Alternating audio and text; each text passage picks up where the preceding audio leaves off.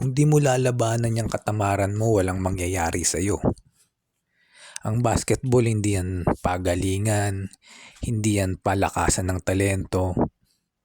Pasipagan yan. Kung sino yung pinakadisiplinado, siya yung nananalo. Siya yung gumagaling. Kung tatamad-tamad ka, kung parati kang bukas na lang, mamaya na lang, next week na lang, nako, mapag-iiwanan ka. Huwag mong sayangin ang oras mo.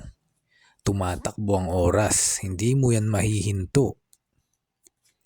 Kaya kung ako sa'yo, kahit tinatamad ka, tumayo ka, mag-training ka. Tumakbo ka, mag-shooting ka, mag-dribbling ka.